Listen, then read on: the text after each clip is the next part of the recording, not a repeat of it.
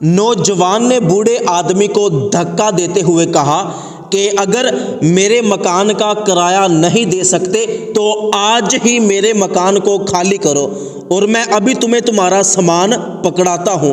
तो नौजवान ने बूढ़े आदमी के बर्तन लाकर उसके सामने रख दिए कि बाबा अब एक मिनट की भी गुंजाइश नहीं है कि तुम मेरे घर में रहो। फिर वो नौजवान कमरे में गया और उस बूढ़े आदमी के कपड़े लाकर उसके सामने रख दिए। कहने लगा कि बाबा पहले भी बड़े बहाने तेरे सुन चुका हूँ, 4 महीने का किराया और 50,000 रुपए उधार जो तूने मुझसे लिया था, अगर वो वापस नहीं कर सकता तो चल निकल बाहर, मेरे घर को आज अभी के अभी खाली कर। वो बूढ़ा आदमी नौजवान के सामने हाथ जोड़ने लगा, कहने लगा कि मैं बूढ़ा आदमी हूँ, सर्दी का मौसम है तो मैं कहाँ जाऊँगा, सर छुपाने के लिए मेरे पास कहीं और कोई मकान भी नहीं है, सर्दी की वजह से मैं मर जाऊँगा, तेरी बड़ी मेहरबानी, थोड़ा सा और इंतज़ार कर, मैं बहुत जल्द तेरे पैसे तुझे लौटा दूँगा, बस तू मुझे घर से ना निकाल। नौजवान ने कहा कि ये तेरे बहाने मैंने पहले भी कई मर्तबा सुने हैं, बार बार तू झूठ बोलता है, लेकिन मेरे पैसे नहीं देता, ना ही तूने मेरा उधार चुकाया है अभी तक और ना ही 4 महीने का मेरे मकान का किराया दिया है, बस आज तू मेरा मकान खाली कर। उस बूढ़े आदमी ने इस नौजवान के पैरों को हाथ लगाए, बड़ी मिन्नतें की कि मुझे घर से ना निकालो, लेकिन उस नौजवान ने उस बेचारे बूढ़े आदमी की एक बात भी ना सुनी। जालिम नौजवान ने बूढ़े आदमी को बाजू से पकड़ा और बड़े गुस्से के साथ खींचकर घर से निकालने लगा और बाहर वाले दरवाजे के पास ले गया।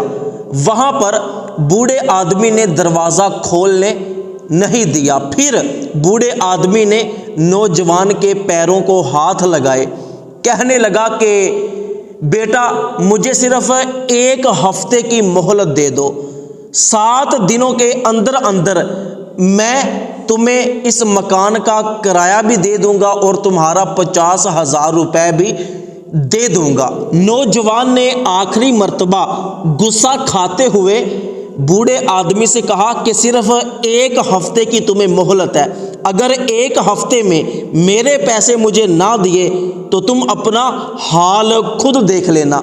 ये कहकर वो वहां से चला गया।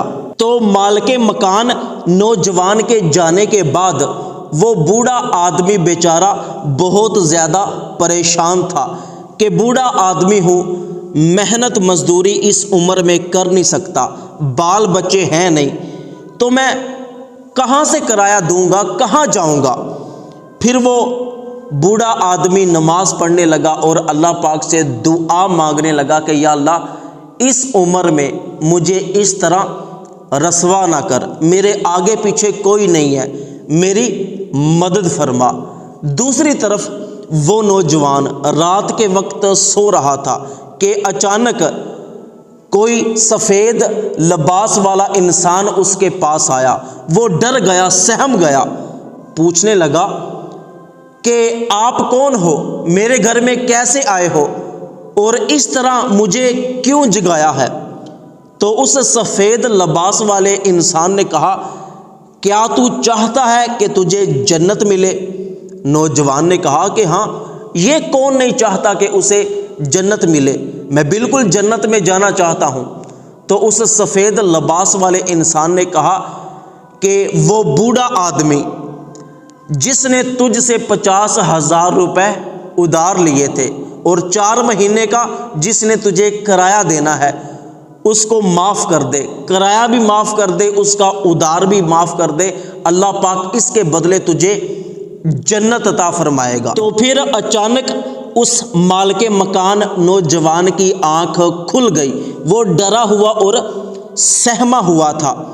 तो वो सोचने लगा कि ये कौन था, कैसा ख्वाब। खैर وہ جلدی سے اٹھا، اس نے اپنی موٹر سائیکل پکڑی، فوراً اس بوڑھے آدمی کے گھر میں پہنچ گیا۔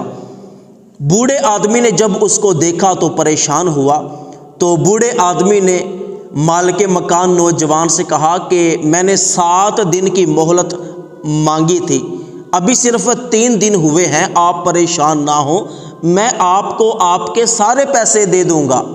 تو مالک مکان نوجوان نے کہا کہ بابا جی، میں نے آپ سے کرایہ نہیں لینا، پیسے نہیں لینے، میں نے آپ کو سارا کرایہ اور وہ سارے پیسے معاف کر دیے، جو بدتمیزی میں نے آپ کے ساتھ کی تھی بس آپ مجھے معاف کر دیں۔